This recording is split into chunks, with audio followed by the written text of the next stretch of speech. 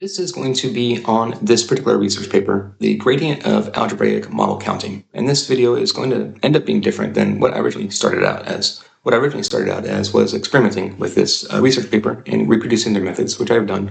And I like their methods overall, but I want to talk about this overall. So this research paper, especially in the abstract, it's laid out in a certain way. Essentially, they lay it out and they say that, they introduce a new method, which they do, which is Semmering Boolean-based algebraic gradients. So it's like it is new and novel, and it's Boolean-based gradients. Their claim is that essentially that this more likely models how the human brain works and how like neurosymbolic AI should be going forward, etc. And then they make one very specific claim here at the end. Empirically, our algebraic propagation exhibits considerable speedups as compared to existing approaches. It's important to note that within this particular research paper, there are 0 experimental results. They have an experimental section here, and a lot of their math, right? Their method was easy to read because of that. These are their only methods, their only experiments. They say that they set up an experiment and they randomly generated weights. They don't even give the results of the experiment. They don't say the accuracy results. And that's a very empiric and important within this, right? So this is an academic research paper. This is on the first page of Archive currently. This is put out by Örebro University in Belgium, Sweden, and Leuven in Belgium. So this would be a standard research paper that you come across any time of the day, right? Like a lot of people say, people criticize YouTube and for not holding up to academics. I would say that, especially on my channel here, I'm holding up to far more than academic standards because I don't just research and publish, right? I research and I give you my experimental results. And at the bottom of the day, that's what matters to me. To me, academia is very focused on, does it work in theory? It works in, yes, but does it work in theory, right? This is all about the theory.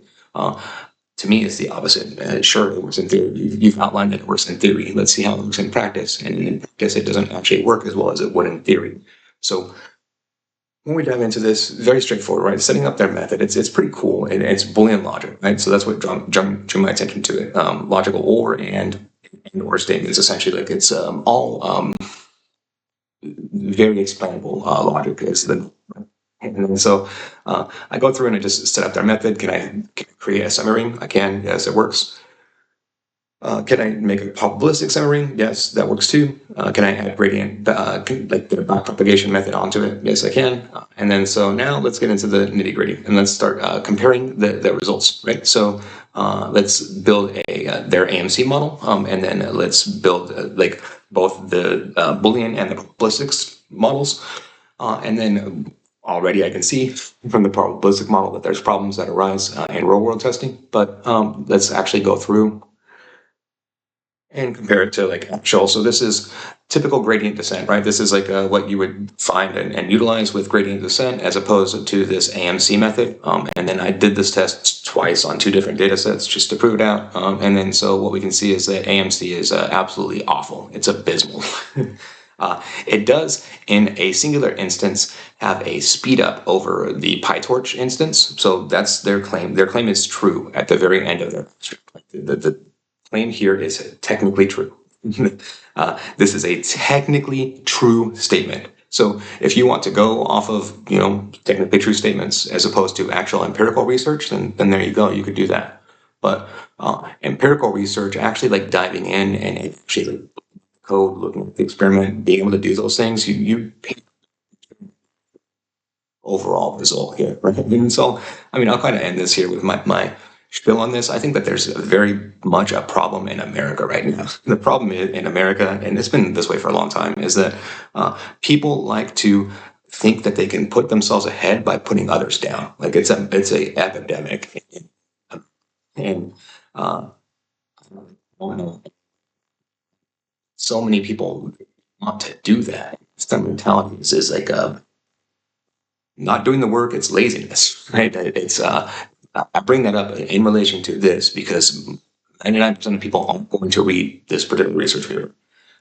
If I said to you which one of these is more relevant and which one is more more value to it, this YouTube video that you're watching here, or this research paper. And most, like 99% of people offhand are going to say the research paper, right? I offhand would say the research paper. But here we go. Challenge your upfront assumptions as to exactly what you go into these things upfront. Or you get research like this, right? That's my approach with these things, and that's flat out how I do these things, right? Like, not every single one of my experiments pans out, and that's why I do a whole bunch of them. And that's why I understand, and I try to understand every single aspect of AI, knowing that not all of my experiments will work out. So rather than just publish research and say that I can that this is actually good in some non-real world aspect, I can actually go through and I can actually perform experiments and conduct them, right? I can actually do the steps needed. I do the work and then criticize. And then criticize about the actual, here's the experiment. My criticism in this instance is that experimentally, this doesn't do anything in the. It is very novel. I like the method overall. I'm a very big fan of the method. My criticism overall is with regards towards the framing of these things. And framing is a big problem for people. And so if you like this type of content, please like and subscribe. Thank you very much.